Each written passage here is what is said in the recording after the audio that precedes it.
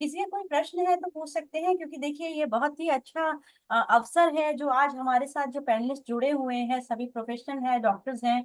तो इससे बेहतर अवसर हमें नहीं मिल सकता।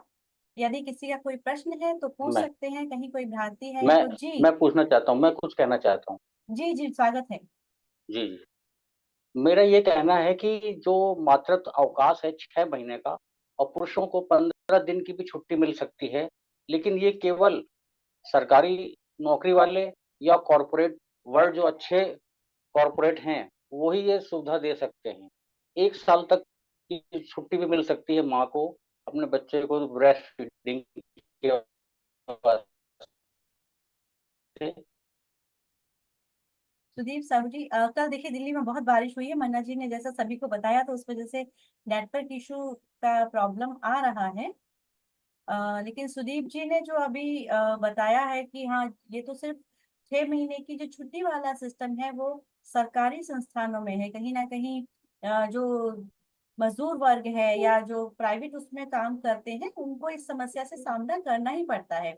हमारे साथ डॉक्टर बिल्कुल। हेमंत जोशी जी जुड़े हुए हैं। मैं हेमंत जोशी जी से चाहूंगी कि और किस तरह से हम अवेयरनेस ला सकते हैं इस पर, और क्या प्राइवेट जो कंपनी है या मजदूर वर्ग है उनके पास कुछ अधिकार है, वो इस तरह की मांग कर सकते हैं संस्थानों में। कानून की कोई जानकारी अगर इस पर हमें दी जा सके तो। कानून तो सरकार ने ऐसा किया है कि जो काम करता है उसे वो मिलना चाहिए, वो जी निजी हो या सरकारी हो। तो धीरे धीरे इसका चलन बढ़ेगा, नंबर एक। और हम लोगों को जागरूक करिए कि आप मांगिए, और मालिक लोग समझ जाएंगे देना है तो ही वो होगा। इंग्लैंड अमेरिका में ऐसा है कि अगर कंपनी नहीं देती है तो सरकार देती है मिनिमम वेजेस। तो ऐसा भी कुछ हो रहा है, पर अभी हर जगह लागू नहीं है। मतलब गंगा जी निकली, अभी पूरा देश भर में फैल जाएगी, पर पूरी नहीं फैली हुई है। तो हम जी सबको ये प्रयास लोक शिक्षा से करना पड़ेगा। जी हाँ, जी मैं इसमें एक छोटी सी चीज बताना चाहूंगा। जी ये मेरे हाथ में ये एक्ट है, ये जी 1961 का बना हुआ, दी मेटर्निटी बेनिफिट एक्ट 1961, जी 1961 में बना था ये। जी इसके अंदर जो प्रोविजंस हैं, आपका अवसर लगे तो अवश्य इसको पढ़े। जी इसके अंदर बड़े स्ट्रिंजेंट प्रोविजंस हैं, लेकिन वो एक्चुअल जो है हमारे प्रैक्टिस में नहीं आते हैं, क्योंकि जो प्राइवेट एम्प्लॉयर्स हैं वो चीजों को मानते नहीं है।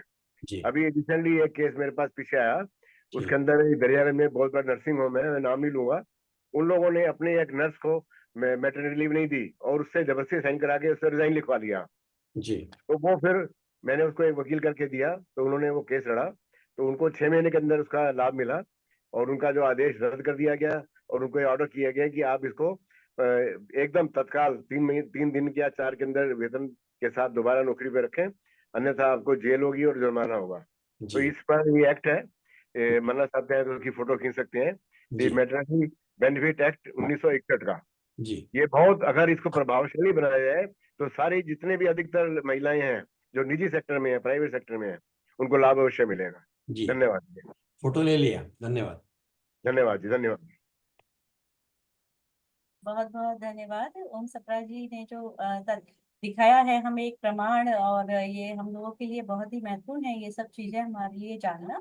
हमारे साथ शुरुआत में सबसे पहले डॉक्टर अर्चना जी का हमने उनके जो उन्होंने जानकारी दी थी वो हमने जानी थी।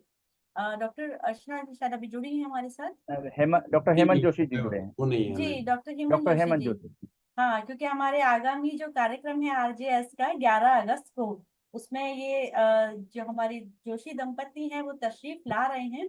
तो बहुत सारे स्वयं सवालों बताएंगे, का स्वयं पिटारा तो बताएंगे। हमारे पास तब डॉक्टर आएगा। हेमंत जोशी जी स्वयं जी, स्वयं लेकिन डॉक्टर बताएंगे। हेमंत जोशी जी क्योंकि चिल्ड्रन हॉस्पिटल से जुड़े हुए हैं, तो एक सवाल है कि बहुत बार घरों में बड़ी जो महिलाएं होती हैं वो माँ को कहती हैं कि तुम ठंडा नहीं खाओ, बच्चे को ठंड लग जाएगी। तुम मिर्ची वाला खाना मत खाओ, बच्चे का पेट खराब हो जाएगा। तो ये मिथ है या क्या है, इस पर मैं जरूर चाहूंगी, क्योंकि ये मैंने भी झेला है और मेरे जैसी बहुत सी महिलाओं ने इस चीज को झेला होगा कि कड़ी मत खाओ, चटनी मत खाओ, रात को ठंडा दही मत खाओ। तो डॉक्टर हेमंत जोशी जी इस बारे में जरा जरूर बताएं। इसके दो नियम है। जी पहला नियम है सासू माँ बरोबर होती है, जी। और दूसरा नियम, पहला नियम सही है। अच्छा। उधर कोई दिमाग का काम नहीं है। हम्म। आनंद से सुन लो, आपको जो करना है करो। जो ज्ञान का नियम है, जो आपके बुद्धि को सही लगता है वो आप करिए। सब माताएं 10वीं पास है, ग्रेजुएट, उनको समझता है कि आम खाने से दूध नहीं खट्टा होता है या जो भी है। पर सासू माँ से बहस करने से तुम्हें 200 रुपये का दुख मिलेगा, उनकी सुन लो, क्योंकि सासू माँ सही होती है। इतना आसान है, ये सुख का रास्ता है। ठीक है। मुझे कुछ और कहानी बतानी थी। ऐसा अभ्यास है कि 10 में 100 में से 7 माताओं को दूध पिलाने में तकलीफ आती है, क्योंकि उनका जो निपल होता है वो खराब होता है। इन्हीं को ब्रेस्ट में गांठान होती है। क्योंकि ये क्यों होता है, तो इसका हमने अभ्यास किया है। हम जानवरों के विश्वविद्यालय होते हैं ना, वेटरनरी कॉलेजेस, विद्यापीठ, वहाँ गए हैं और उनके डॉक्टरों से बात की, बहुत अभ्यास किया, तो मालूम पड़ा कि ये जो तकलीफ है 100 में से 7 भारतीय माताओं को होती है, और ये विश्व में होती है। वो कोई जानवर में नहीं है। कोई गाय का निपल खराब नहीं होता, कोई भैंस का नहीं होता ना। तो ये कैसा, कोई प्राणी में नहीं, फिर आदमी में क्यों है? क्या ये मानव निर्मित है? तो फिर हमें ऐसा दिखा अभ्यास में कि हमारे हाथ चलते हैं, वो माँ के जो रसायन होते हैं माँ के अंदर, उसके कारण हर बच्चे को दूध की गांठ आती है और उसमें से दूध निकलता है। तो हम सब उसमें का दूध निकालते हैं। वो नाजुक होता है, तो उस पर जख्म हो जाती है। ये जख्म भरते समय वो छोटा जो निपल होता है कण भर उसका, वो खराब हो जाता है। दूध लाने वाली नलियाँ रहती है, वो खराब हो जाती है। फिर जब ये लड़की जब माँ बनती है, तो उसको दूध तो बनता है, लेकिन नली नहीं, तो पीछे में दूध जमा होता है, उसकी गठान बन जाती है, वो पक जाती है और बच्चा भूख से खराब हो जाता है। खराब होता है, मर भी सकता है दूध ना मिलने से। और जो छोटी बच्चा रहता है जिसका हम दूध निकालते हैं ना, वो जख्म बड़ी हो गई, पक गई, तो उसका भी फोड़ी हो जाती है। तो ये सब समझो, मैं नानी हूँ और मैंने मेरे लड़की का दूध निकाल दिया, वो जख्म हो गई, तो उसका बच्चा भूखा मरेगा, तो इसकी मैं जिम्मेदार हूँ। अच्छा, मेरे घर में लड़की हुई, तो मैं तो कुछ नहीं करूंगा, तो मेरी लड़की अच्छी है। लेकिन मेरे घर में लड़का आया ना, तो मेरी बहू तो दूसरे घर में पैदा होने वाली है, तो वो खराब निपल लेके आएगी, तो मेरा पोता मरेगा। तो हमारी ये जिम्मेदारी है, मैं बहुत जिम्मेदारी से बात कर रहा हूँ कि हम ये संसार में है, ऑस्ट्रेलिया में होता है, जापान में होता है, चाइना में होता है, इंग्लैंड में होता है।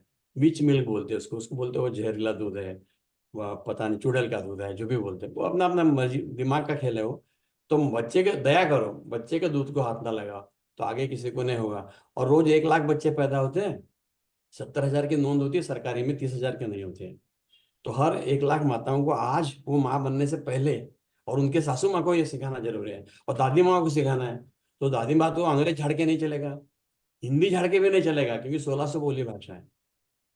तो ब्रज में बोलना पड़ेगा, भोजपुरी में बोलना पड़ेगा, मान साहब आपको मैथिली में बोलना पड़ेगा, अवधी में बोलना पड़ेगा, ठीक है ना, गढ़वाली में, जितनी 1600 भाषा बोली भाषा, उसमें जाना पड़ेगा। तो जितने जो हमारे ज्ञानी लोग हैं, जिनको मिला भगवान की दया से, उन्होंने हमारे 1600 भाषा में ये ज्ञान पहुंचाएंगे ना, तो ये मुल्क आज के और आज अच्छा हो जाएगा। तो चलो हम ये करते हैं। धन्यवाद। बिल्कुल, डॉक्टर हेमंत जोशी जी ने एक अलग जगाई है और वो सभी से ये कह रहे हैं कि हमें ये इसको आगे लेके जाना चाहिए, जागरूकता फैलानी चाहिए। जिसे जो भाषा आती है, जो जहाँ से जुड़ा हुआ है, वो उसमें ये कहे। तो बहुत ही अच्छा लगा जानकर, एक बहुत ही सार्थक चर्चा अभी तक रही है। एक बार मैं फिर निवेदन करूंगी, जो लोग हमारे साथ जुड़े हुए हैं, यदि उनका कोई प्रश्न है तो हमारे पैनलिस्ट से वो पूछ सकते हैं।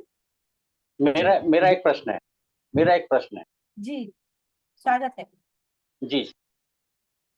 अस्पतालों में नवजात शिशु जन्म लेते हैं, लेकिन बहुत सी माताएं होती हैं उनको दूध नहीं उतरता है। तो उन नवजात बच्चों को पिलाने के लिए क्या कोई मिल्क बैंक की व्यवस्था है अस्पतालों के अंदर, कि नवजात बच्चे भी दूध पा सकें, जिससे कि उनको भी बीमारी से बचाया जा सके? कोई भी डॉक्टर साहब इसका जवाब दे सकते हैं? शुक्रिया, धन्यवाद। सर, इतना आसान है। ब्राजील में हर दूसरा बच्चा दो, एक माँ का और एक मौसी का दूध पीता है। भले वो सगी रहे, सौतेले रहे, जो भी है, बुआ है, जो हाजिर है, हाजिर दूसरी माँ। सर, हमारे मेरे 4 चाचा 4 बुआ थे, घर में 16 बच्चे रहते थे, 2-3 माँ तो कभी भी रहती थी। तो किसका बच्चा, इसका सवाल ही नहीं था। कोई जो रोया सामने थी वो पिला देते थे। तो कितना अच्छा है ना ये। बस इसी की जानकारी दे दो, सब झंझट खत्म हो गई। पहली बात। दूसरी बात, हम दूध लाते हैं घर में, दूध गर्म करते हैं, दूध ठंडा करते हैं, तो खराब नहीं होता है, शाम को फिर गर्म करते हैं। तो दूध गर्म करके रखो तो खराब नहीं होता है। ये हमारे यहाँ 10 लाख साल से होता है, या जब से हम पकाना है तब से। हमारे से सीख के वो अंग्रेज ने एक लेबोरेटरी में किया, तो उसका नाम दे दिया पाश्चराइजेशन। अभी हम सब गुलाम है, तो हमको पाश्चराइजेशन नहीं समझता, इसलिए हम ये नहीं करते। क्यों? पाश्चराइजर मशीन आती 4 लाख की, और हम तो गधे हैं ना, हम कभी देखते नहीं वो क्या है। उसमें क्या है, पानी गर्म करने का इलेक्ट्रिक हीटर है 150 रुपए का। वो सिर्फ पानी गर्म करता है, उसमें दूध रखते हैं, वो गर्म हो जाता है, फिर फ्रिज में रखते हैं ठंडा होके, तो 3 महीना अच्छा रहता है। तो हम रोज, हमारे हर दादी नानी 5,000 10,000 साल से ये करती है। कोई भी बच्चा दूसरे अस्पतालों में सब माताओं का तो तकलीफ जांच करके अस्पताल में एडमिट करते हैं, अगर बीमारी है तो इलाज करके करते हैं। तो अस्पताल की सब माएँ अच्छी होती है। एक बच्चे को दूध नहीं मिला तो दूसरे माँ का पिला देना चाहिए। कई अस्पतालों में कुछ ये बगैर करते हैं, और मैं जिम्मेदारी से बता रहा हूँ, उनका कुछ नहीं बिगड़ता है। रास्ते में 5 लाख लोग रास्ते में मरते हैं, फिर भी हम चलते हैं ना। तो 1,000 में एक आधी माँ को, एक आधी, कुछ लाख में एड्स तो हमारे 1% लोगों को भी नहीं है, फालतू में हम डरते हैं। कोई बीमारी जो नहीं है जो एक अच्छी माँ दूसरे बच्चे को देंगी, क्योंकि माँ का दूध नहीं है वो बच्चा जियाना बहुत मुश्किल है। उसको उसको एक यशोदा अम्मा दे दो, तो यही, हाँ ये बात है, ये सबसे बड़ी बात है कि समझो आपको आवश्यक है उसका दूध अच्छा नहीं, तो वाटी में निकालो, उसको गर्म करके ठंडा करके पिला दो, तो हो गया, तो बीमारी भी नहीं हो। तो ये ये हर दूध जगह होना कितने चाहिए, कितने सुनो ना, टाइम पूरा तक पूरा कर दो, पूरा अच्छा। कर दो, ये हर जगह होना चाहिए।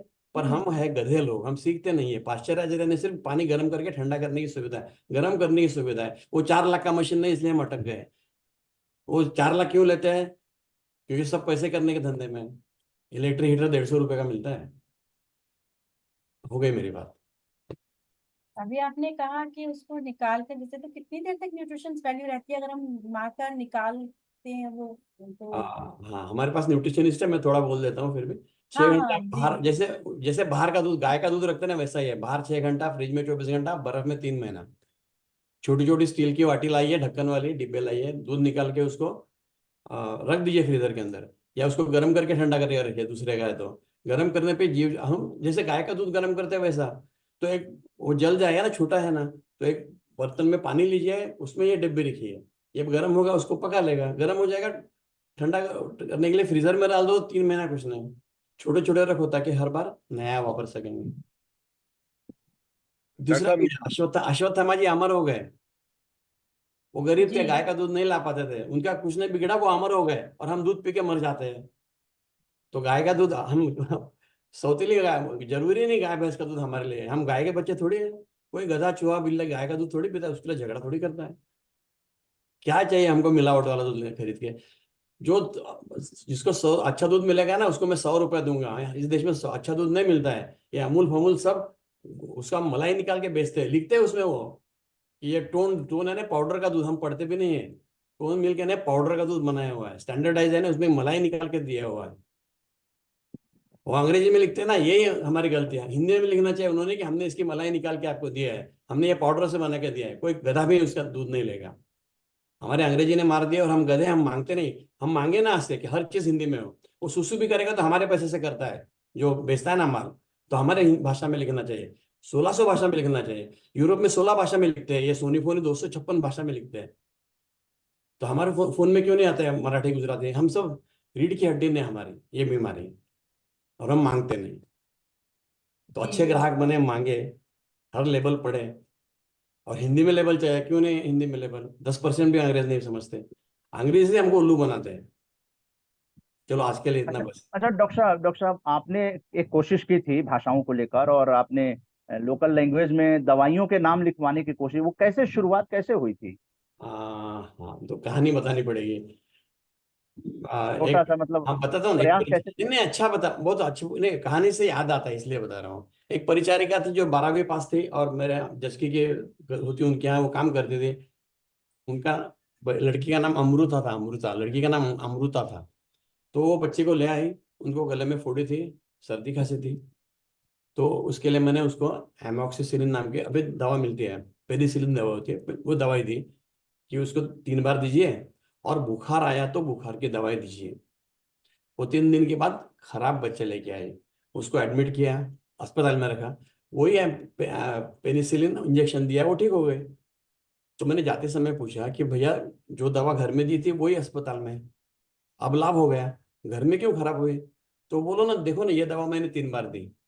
तो उसने बुखार उतारने की दवा 3 बार दी थी, और जो एंटीबायोटिक था, पेनिसिलिन था, एमोक्सिसिलिन था, वो उसको, मतलब उसकी गलती हो गई।